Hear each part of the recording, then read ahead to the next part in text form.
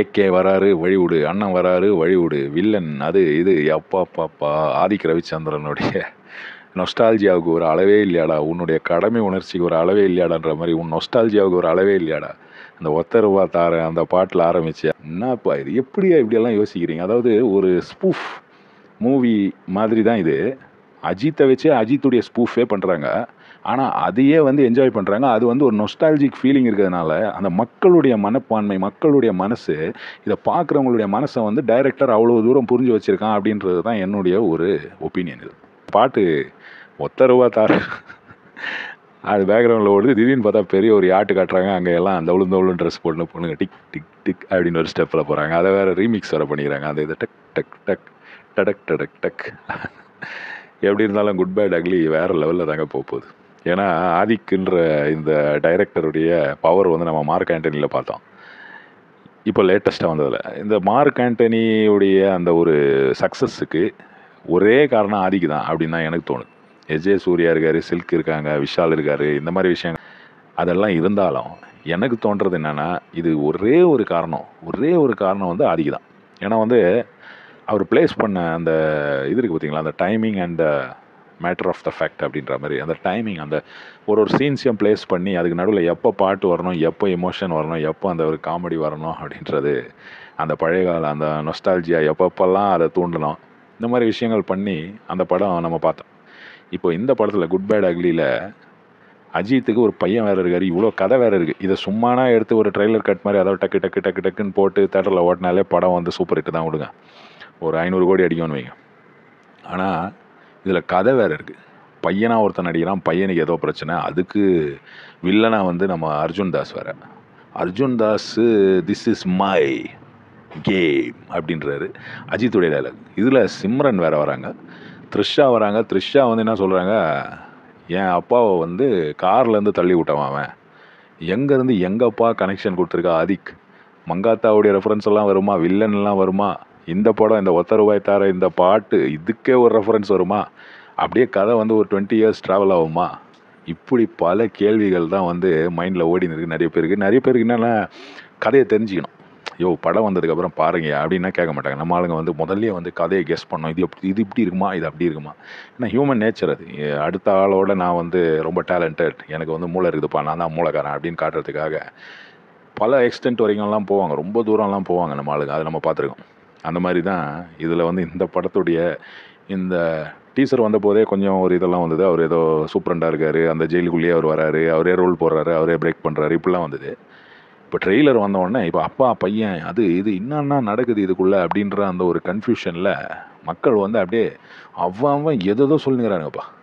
ஆனால் பாருங்கள் படத்தில் வந்து என்ன சர்ப்ரைஸாக இருக்க போகுது. குட் பேட் அக்லி அப்படின்றது வந்து அனிருத்தை வச்சு ஒரு பாட்டு பாட வச்சுக்கிறாங்க. மியூசிக் டைரக்டர் ஜிவி பிரகாஷ், பார்த்தா அனிருத் பாடுறாரு. என்னையா இது கதையாகுது, அதுக்கு அவனே மியூசிக் போட வச்சுருக்கலாம்ல அவனே. ஆனால் அனிருத் வந்து கொஞ்சம் இப்போது டிம்மில் இருக்காருன்ட்டு ஒரு நியூஸ் எல்லாம் போயின்னு இருக்குது. எப்படியோ போட்டால் அந்த கதையை விட்டுருவோம். ஆனால் குட் பேட் அக்லியில் இப்படியான ட்விஸ்ட்டுங்க எங்கேருந்து எங்கே, அந்த மங்காத்தா ரெஃபரன்ஸ் தான் எனக்கு ரொம்ப இதுவாச்சு. அதே மாதிரி சிம்ரன் கட்சியில் வராங்க. இதெல்லாம் பார்க்கும்போது என்னங்கடா நடக்குது இங்கே, என்னதான் இந்த ஆள் பண்ணி வச்சுருக்கான், இன்னாயா செய்து வச்சுக்கிற நீ, சம்பவம் பண்ணி வச்சுக்கிறியாப்பா, ஓஜி சம்பவம் மாமே அது இதுன்ட்டு ஆன்லைனில் போட்டு தூக்கின்னு இருக்காங்க. ட்விட்டரில், அதான் நம்ம எக்ஸில், இன்ஸ்டாகிராமில், நம்ம ஃபேஸ்புக்கிலலாம் பார்த்திங்கன்னா பயங்கரமாக ஓடினுக்குது.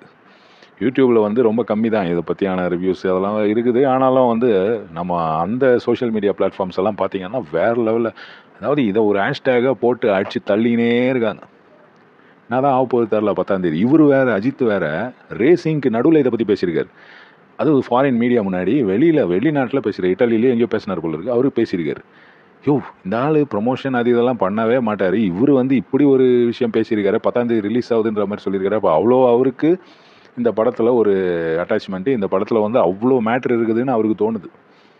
அவர் வந்து கொஞ்சம் இப்போ ஏஜ்டு ஆனாலும் 50 ஆனாலும் அவருக்கு வந்து அந்த பழைய டைமில் வந்து அவர் நிறைய விஷயங்கள் மைண்டில் ஏற்றிட்டார். அதாவது ஃபேன்ஸை வந்து நம்ம மிஸ்யூஸ் பண்ணக்கூடாது, இப்படி பண்ணக்கூடாது, அப்படி பண்ணக்கூடாதுன்ற நிறைய விஷயங்கள் வந்து அது ஒரு ஸ்ட்ராட்டஜியும் தான். அதாவது ரொம்ப வந்து நம்ம போய் மக்கள்கிட்ட இறங்கி பேசணுன்னா நம்மளுடைய மதிப்பை வந்து குறைச்சிடுவாங்க. அங்கே வந்து அவனை வந்து ஏதாவது சினிமிஸெல்லாம் பண்ணுவான், அந்த மாதிரி இது இருக்கிறதுனால அந்த விஷயத்த வந்து அவர் அப்போத்துலேருந்தே அவர் மைண்டில் அது உட்காந்துருச்சு. அவர் அதை அவாய்ட் பண்ணிட்டார்.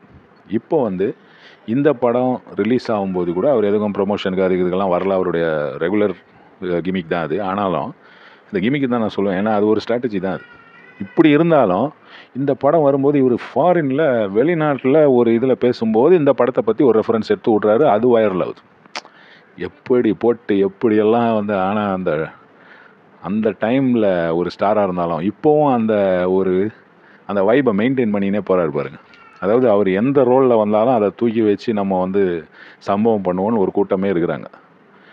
அதை வந்து என்கரேஜ் பண்ணுற மாதிரி அதை வந்து மோசமாக விடாமல், இப்போது விடாமுயற்சியில் வந்து கொஞ்சம் சட்டிலாக இருந்தது மூவி. ஏன்னா அது வந்து ஒரு 20 years ஓல்டு மூவி. அது இங்கிலீஷில் வந்துடுச்சு. அதையே எடுத்து நம்ம அவர் பேர் என்ன, மகிழ் திருமேனி வந்து அதையே எடுத்து வேறு மாதிரி அவர் பண்ணி கொஞ்சம் ஓரளவுக்கு கொடுத்தாலும் அந்த படம் வந்து எல்லாருக்கும் வந்து அவ்வளோ ஒன்றும் ஒரு என்டர்டெய்னிங்காக இல்லை. சும்மா அப்படி இந்த பாக்ஸ்லலாம் உட்காந்து பார்க்குறவங்கலாம் ரொம்ப ரசிச்சு ரொம்ப அப்படியும் குட் அப்படின்ற மாதிரி போனாலும் அது வந்து ஒரு என்டர்டெய்னிங்காக ஃபுல்லாக அந்த ஒரு அஜித் மாஸ்ன்ற மாதிரி அந்த ஒரு கான்செப்ட் வந்து இல்லை.